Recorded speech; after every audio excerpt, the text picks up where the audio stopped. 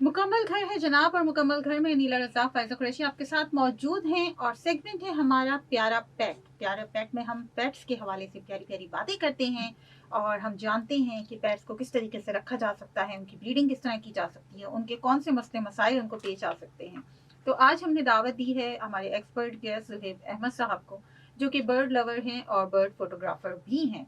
और आज जिस टॉपिक पे हम बात करने जा रहे हैं वो है habits and characteristics of birds. इस हवाले से हम जानेंगे ज़ुहैब साहब से। ज़ुहैब साहब सबसे पहले तो आप हमें ये बताइए कि बर्ड्स की भी हैबिट्स होती हैं? अस्सलाम वालेकुम। जी, वालेकुम अस्सलाम। बिल्कुल ऐसा ही है कि परिंदों की आदत और अतवार होती हैं, उसको मद्देनज़र रखना पड़ता है, उसको समझना पड़ता है। हुँ, जब हुँ। जाके आप उनकी ब्रीडिंग के या उनकी अफ़ज़ाइश नस्ल का काम कर सकते हैं। सही। और ये एक ऐसा काम है जो हमारी बेसहारा इकोनॉमी को एक सहारा दे सकता है। बहुत अच्छे तरीके से हम फ़ॉरेन करेंसी के अंदर रेवेन्यू जनरेट कर सकते हैं। हुँ। लेकिन ज़ुहैब साहब ऐसा आपको नहीं लगता कि हम इन बर्ड्स को कैद कर रहे हैं, पिंजरे में बंद कर रहे हैं अपने बिज़नेस की वज़ह से, तो क्या ये सही है? बज़ात खुद मैं एक वाइल्ड लाइफ फ़ोटोग्राफ़र हूँ हुँ, और मेरे हुँ। वक़्त का बेशतर हिस्सा जंगलात, पहाड़ों, झीलों, समंदर के किनारे इन परिंदों की तस्वीर लेते हुए गुज़रता है। हुँ, हुँ। आपने जो ये बात कही है अक्सर मेरे भी दिल में आती है। मैं खुद परिंदों की ब्रीडिंग के से वाबस्ता हूँ, मेरे पास खुद अपना सेटअप है। हुँ, हुँ। तो जो हम परिंदे ब्रीड करा रहे हैं, वो परिंदे वाइल्ड में या बाहर ओपन ए माहौल के अंदर सर्वाइव नहीं कर सकते, वो सस्टेन नहीं कर अच्छा। सकते। जी, हमारे पास जो है दर नस्ल चलने वाली केज ब्रीड्स हैं, जैसे कि ज़ेब्रा फिंचेस हो गए, डायमंड डव्स हो गए, बजरीज़ हो गए, लव बर्ड, फिशरीज़, कॉकटेल्स और हमारी फैंसी मुर्गियाँ हैं, फैंसी चिकन्स जो जिसको हुँ, कहते हैं हुँ। पोल्ट्री। अ, ये इन इक़साम के जो परिंदों के ऊपर जब आप काम करते हैं, इनकी म्यूटेशन बनाते हैं, इनके अनवा अक़साम के अंदर तरह-तरह के इसमें कलरों से खेलते हैं, इनके साइज़ेज़ से खेलते हैं, तो ये बाहर के माहौल के अंदर जंगल में सर्वाइव नहीं कर पाएँगे। तो इसलिए क्या कहते हैं, ऐसा नहीं है कि हम इसको कैद कर रहे हैं और हमारी कोशिश ये होती है कि हम इनको बहुत अच्छे तरीके से ट्रीट करें, सर्दी से बचाएँ, गर्मी से बचाएँ, बारिश से बचाएँ, दाने-पानी, खाने-पीने का सारा ध्यान रखें। हुँ, हुँ। यानी कि हमें एक बिल्कुल प्रॉपर सेटअप उनकी आदात-ओ-अतवार के हिसाब से जो है वो अरेंज करना पड़ेगा, अगर हम चाहते हैं ऐसा करना जी, तो। बिल्कुल ऐसा ही है कि इस काम में कोई छुट्टी भी नहीं होती, चाहे कितनी इमरजेंसी हो, हुँ। आप उसको कभी भी नेग्लेक्ट नहीं कर सकते। और अभी भी मैं यहाँ दाना-पानी वहाँ से करते हुए सारी चीज़ों को मेंटेन करते हुए यहाँ पहुँचा हूँ। हुँ, हुँ। तो आप इस चीज़ को कभी भी छोड़ नहीं सकते क्योंकि ये आपके रहमो-करम पे है, आपकी तवज्जो के तालिब है। ज़ाहिर-सी बात हुँ, है अगर आपने रखे हैं, ज़िम्मेदारी ली है, तो आपको इस ज़िम्मेदारी को पूरा करना पड़ेगा। सही। अच्छा ज़ुहैब साहब ये बताइएगा कि बर्ड्स जो होती हैं, परिंदे जिनकी हम बात कर रहे हैं, अभी जी। जो आपने सारे नाम लिए इतने सारी बर्ड्स की जी, टाइप्स जी। के, तो इनको जो है अक्सर ऐसा होता है ना कि भई सर्दियों के मौसम में इनको बहुत ज़्यादा ये सेंसिटिव हो जाते हैं और मरने भी लगते हैं, बहुत बिल्कुल, ज़्यादा इनकी नस्ल जो है वो ख़त्म होना शुरू हो जाती है। बिल्कुल ऐसा तो है। ऐसी सूरत में जो लोग बर्ड ब्रीडिंग के ख़्वाहाँ हैं, वो क्या करें? उनके लिए गुज़ारिश ये है कि परिंदों को रखने से पहले परिंदे के रखने की जगह का तय्युन कीजिए। ठीक है। आप इनको ऐसा नहीं है कि छत के ऊपर खुला छोड़ रख दिया या गैलरी के अंदर खुला रख दिया। हुँ, सर्दी हो, बारिश हो, आपने उनको छत के नीचे रखना है, बंद कमरे के अंदर लेकर आना है। हुँ, अगर आपका सेटअप बड़ा है तो फिर आपको उस हिसाब से अपनी प्लानिंग को तश्कील देना पड़ेगा। हुँ, आपको प्लास्टिक शीट्स मिलती है मार्केट से, अपने पिंजरे की गिर्द लपेटनी पड़ेगी। आपको इतना अंदाज़ा होना चाहिए कि मौसम का टेम्परेचर किस वक़्त क्या सूरत-ए-हाल है, टेम्परेचर कितना है, ह्यूमिडिटी कितनी है। तो हुँ, आपको कितनी दफ़ा दिन में शीट को हटाना भी है, लगाना भी है।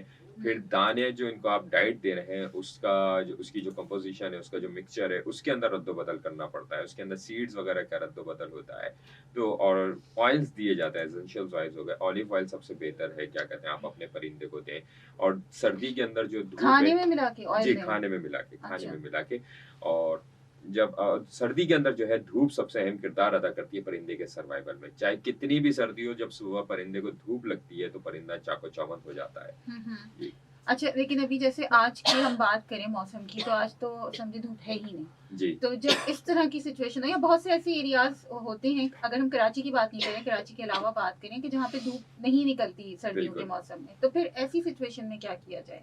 ऐसी सिचुएशन में आप ये कर सकते हैं कि फुल स्पेक्ट्रम लाइट्स आती हैं वो लगा देते हैं। हमारे यहाँ तो अच्छा। यहाँ देसी तरीके कार ये है कि पीला बल्ब जो होता है वो हुँ, लगा देते हैं, जिससे हुँ। हीट बनती रहती है, परिंदा जो है अपना सस्टेन कर जाता है, उसको सही। कुछ इतना नुकसान नहीं होता। बस परिंदे को जो है सर्दी की हवा से बचाना बहुत ज़रूरी है। सही। तो ये जो पीला बल्ब अभी आपने कहा तो ये भी सही ही है या ये इसमें हमें कुछ मज़ीद रद्द-ओ-बदल की ज़रूरत है? आप 200 वॉट तक का लगा सकते हैं, गो के जैसे कि बिजली की आजकल प्राइस है तो वो हुँ, कमर तोड़ देती हैं। तो इसलिए क्या कहते हैं, आप फिर ऐसा करें कि आप उनको इस सर्दी के मौसम में अगर आप 200 वॉट का बल्ब नहीं अफ़ोर्ड कर सकते, हुँ। तो फिर आप परिंदे को छोटे पिंजरे में करके आप अंदर रखें। सही। ऐसी जगह के जहाँ टेम्परेचर बाहर के मुकाबले में अंदर कमरे के अंदर जैसे हुँ, आपके थोड़ा हुँ। ऊपर होता है, गर्म होता है, तो वहाँ रख लीजिए, ताकि सही। परिंदे को तो तकलीफ ना हो कम से कम।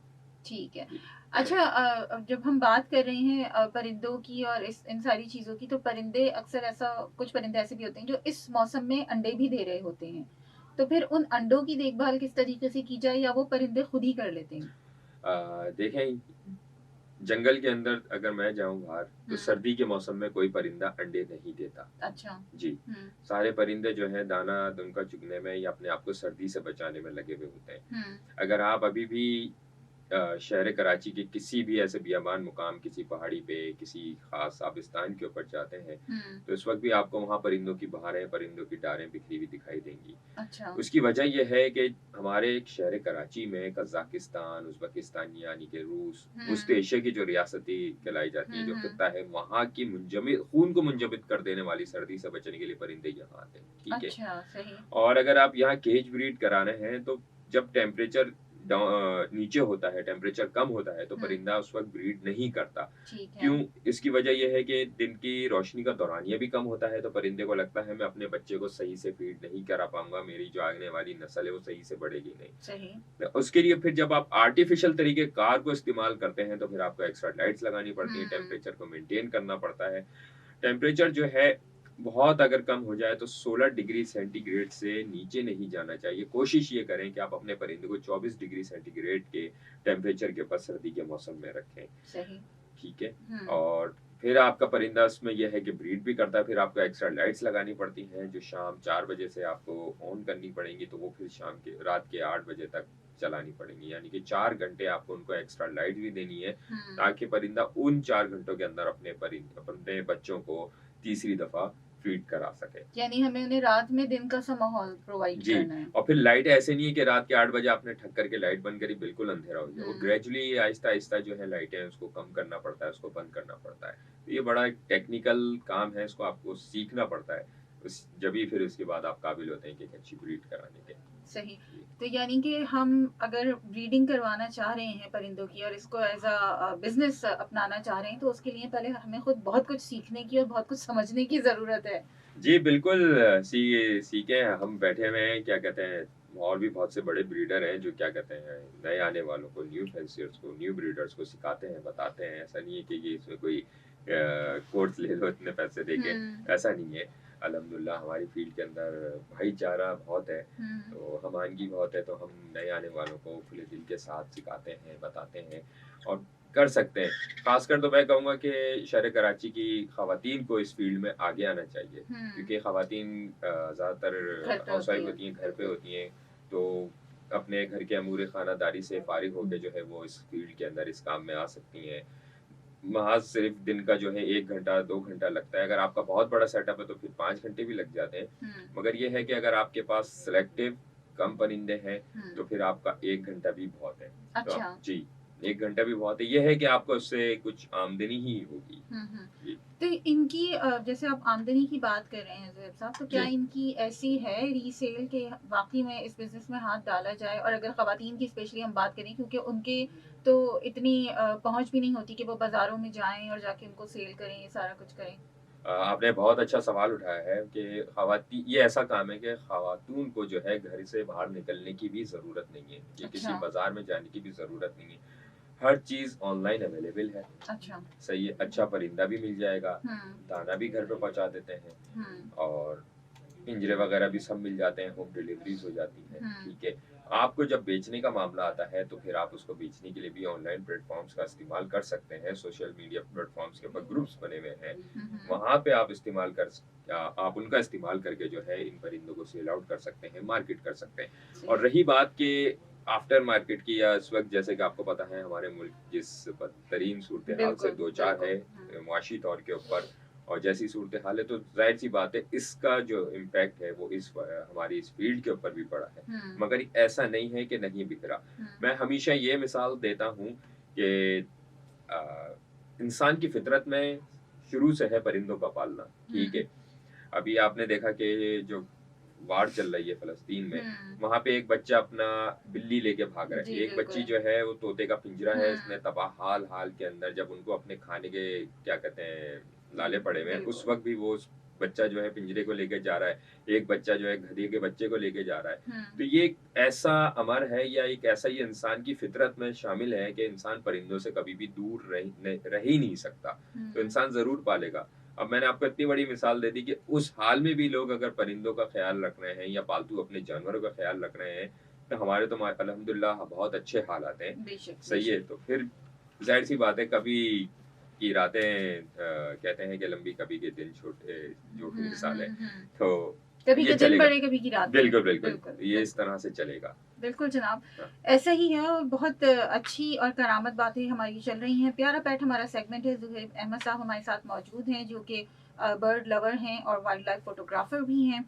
टॉपिक है हमारा habits and characteristics of birds के ऊपर हम बात कर रहे हैं। अनीला रज़ा फैज़ा कुरैशी आपके साथ मौजूद हैं। आप भी हमें कॉल कर सकते हैं 111-11-107 पे और कराची से बाहर वाले 021 कोड में लाएँगे। कोई सवाल करना चाहें तो ज़रूर आप हमसे पूछ सकते हैं। सुनते रहिए अपना कराची एफएम 107 कराची की आवाज़ और बल्ले बल्ले एफएम नेटवर्क।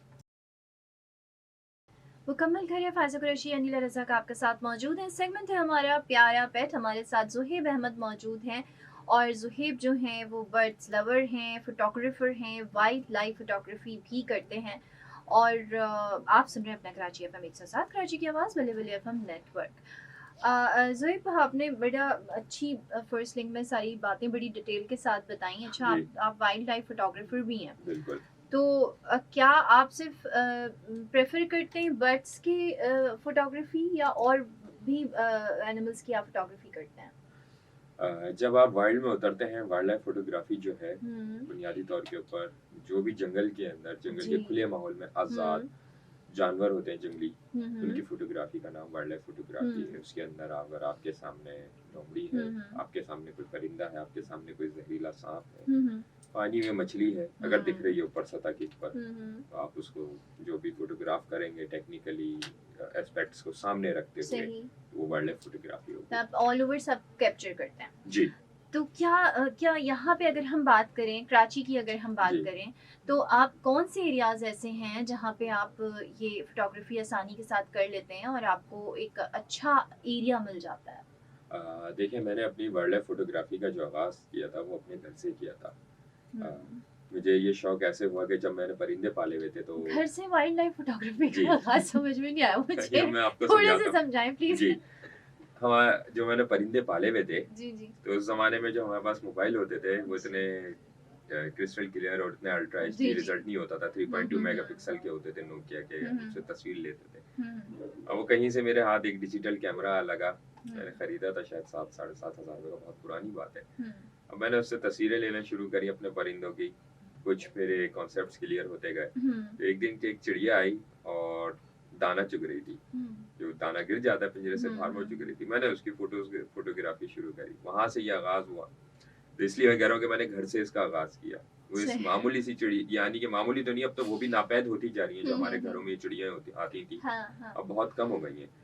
हमारी तो सुबह का आगाज़ ही उनकी चहचहाहट से होता था, अब रिक्शाओं बिल्कुल के शोर ऐसे ही से, है। जी हाँ। मोटरसाइकिलों के शोर से होता है, अफ़सोस के एम्बुलेंस साथ। की आवाज़ों से बिल्कुल। होता है, बिल्कुल ऐसे ही। तो उस चिड़िया की फ़ोटोग्राफ़ी ने फिर कदम खोले हुँ, ज़हन हुँ, में। ये हुँ। सवाल तो बहुत एक अरसे ज़माने से था, मैं बहुत छोटी-सी उम्र से, यानी कि ये हुँ, समझें 8-9 साल की उम्र हुँ, से, कि जिस शहर में मैं रहता हूँ, हुँ, हुँ, इसके पास कोई जंगल होगा, हुँ, इसके जंगल में कौन-कौन से जंगली जानवर होंगे। हुँ, अल्हम्दुलिल्लाह फिर ऐसे मौके मिले और ऐसे मौके मिले कि अपनी आँखों से मैंने उन जंगली हुँ। जानवरों को अपने ही शहर में जाके देखा।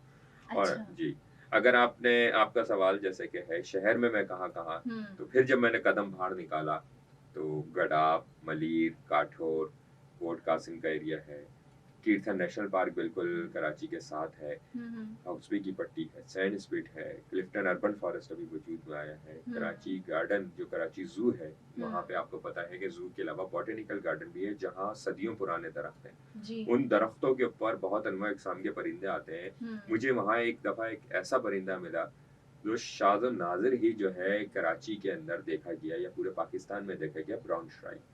अब वो परिंदा चाइना जो है, चाइना मशरकी चाइना से हिजरत करता है, वो भूटान और बांग्लादेश तक आता है सर्दी के मौसम में। इत्तेफाक था वो कराची जू के अंदर मुझे एक बार नहीं 2 बार मिला। अच्छा जी। तो आपको क्या लगता है कौन से ऐसे परिंदे हैं जो यहाँ पर बहुत कॉमन नहीं है, जो माइग्रेट कर कर आते हैं, और उनके कौन कौन से मौसम हैं जिनमें वो माइग्रेट करके आते हैं? आ, मौसम के हिसाब से अगर बात की जाए तो सर्दी गर्मी इन 2 मौसमों के अंदर परिंदे हमारे यहाँ माइग्रेट करके आते हैं। एक तो वो परिंदे हो गए जो पिछले सेगमेंट में मैंने बताया कि वस्ती एशिया या रूसी रियासतों से जो परिंदे हमारे यहाँ आते हैं सर्दी से बचने के लिए, और एक वो परिंदे हैं जो अफ्रीका से स्पेशली ब्रीड करने या अफजाई से नस्ल करने हमारे जो पुराना कराची यानी कि जो वाइल्ड कराची है, नेशनल पार्क के एरिया कीर्थर, वहाँ आते हैं, जिसके अंदर जैकेबन कुकू है, रुफस टेल स्क्रब रॉबिन है।